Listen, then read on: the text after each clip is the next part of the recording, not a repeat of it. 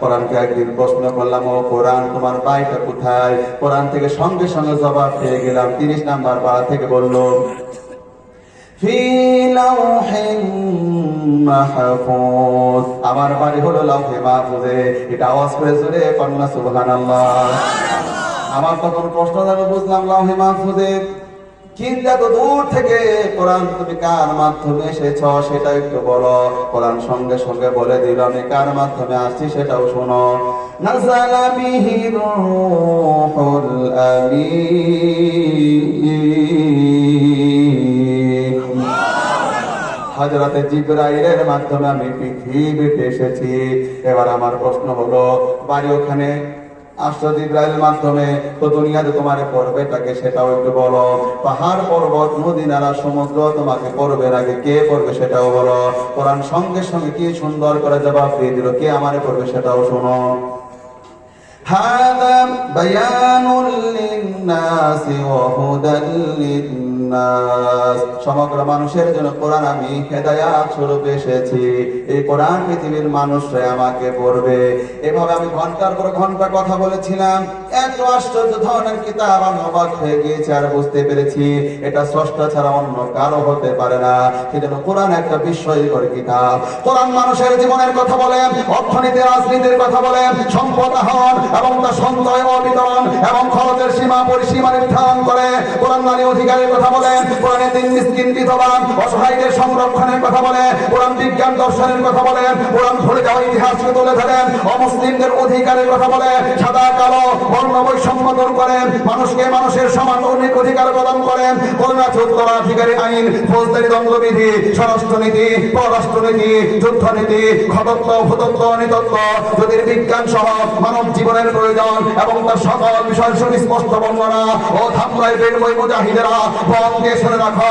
কোরআন হয় এমন একটা কিতাব, মাথা থেকে শুরু করে পায়ের তলা পর্যন্ত, রান্নাঘর থেকে শুরু করে বঙ্গভবন পর্যন্ত, দুনিয়া থেকে শুরু করে কবর পর্যন্ত আল্লাহর কোরআনের মধ্যে মানুষের জীবনে লাগবে যা আল্লাহর কোরআনের মধ্যে আছে তা। এই কোরআনের ব্যাপারে আমাদের বক্তব্য হলো, কোরআনের জন্য এবার সামনে অগ্রসর হব। প্রয়োজন হলে কোরআনের জন্য হাত তুলে নাজরানা দিব, পা তুলে নাজরানা দিব, দাঁত তুলে নাজরানা দিব, চোখ তুলে নাজরানা দিব, প্রয়োজন হলে আল্লাহ তাআলা পর্যন্ত বিসর্জন দিব। এরপর বাংলার জমিনে কোরআনের রাজ কায়েম করেই ছাড়ব। তাহলে এবার যারা ভেজাল মুসলমান আছে এদের ব্যাপারে আমি একটু প্রমাণ করে দেই। দেখেন, মাত্র 10 মিনিট সময়ের মধ্যে আমি দেখাতে পারবো। তাহলে আমার প্রিয় ভাই একটু আপনারা বলেন তো, যেহেতু আমি 10টায় একেবারে শেষ করতে হবে, হুজুর একেবারে 10টায় শেষ করতে হবে না, আবার 5 মিনিট শেষে করা যাবে, 10টায় করতে হবে উচিত। আচ্ছা সেটা আমরা জেনে নিলাম, আমি ভয় পাই না, কারণ নিয়মের বাহিরে আমি চলি না, চলা ঠিক না, তো এটাই ইসলাম, যা বলবে তাই। এই জন্য ইঙ্গিত দিয়ে নিলাম আমার প্রিয় ভাই, আমার থেকে আসতেন আসে নাই, এসে গেছে। তাহলে আমি আর দেরি করবো না, ঠিক আছে। 10টা বলছেন 10টাই, তাহলে মাত্র 15 মিনিট সময় আছে, কি করবো বুঝতে পারছি না। তারপর তাড়াতাড়ি বলে একটু সবাই জোরে বলবো, উত্তরটা দিবেন সবাই জোরে। কন্ত ইবলিস শয়তান জান্নাতি না জাহান্নামী? সবাইকে বলেন না, দেখেন না কি দেখায়, জোরে কম, আরো জোরে। এই যে আপনার সবাই আনন্দ চিত্তে করেন জাহান্নামী জাহান্নামী জাহান্নামী। কোরআন পড়ে দেখছেন আমার প্রিয় ভাইরা, ওই ইবলিসও আল্লাহকে বিশ্বাস করে, তার প্রমাণ কোরআনের মধ্যে মিলে। এই তো বের হয়ে গেছে, কে বানান আসেন দেখায় দেয়, আয়াত নাম্বার বলে দেয়।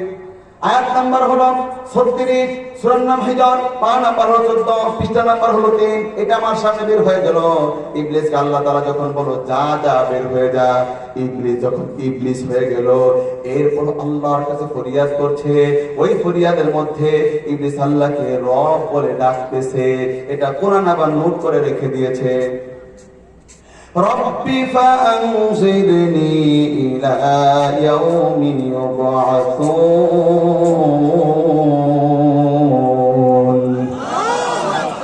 হে রব, আপনি আমাকে কিয়ামত পর্যন্ত হায়াত দেন।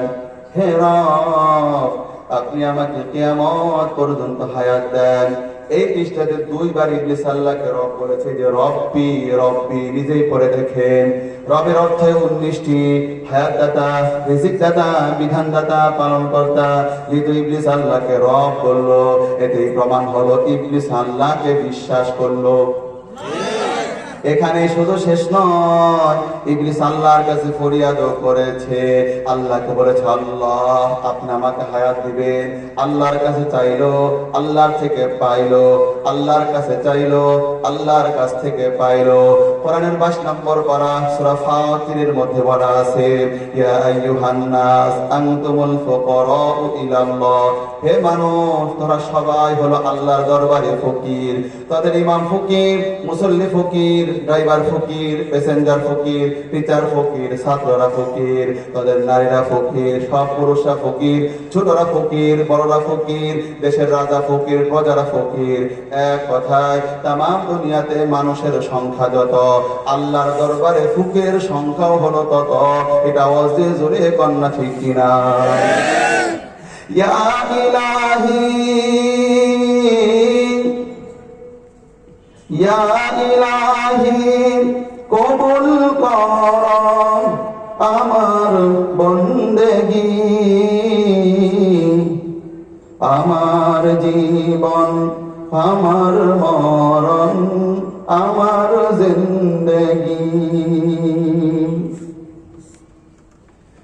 আমি যে প্রভু অতি অসহায়, নিরাশ্রয় দুর্বল, নিরাশ্রয় দুর্বল। তুমি যে প্রভু দিতে পারো শক্তি ও সম্বল, শক্তি ও সম্বল।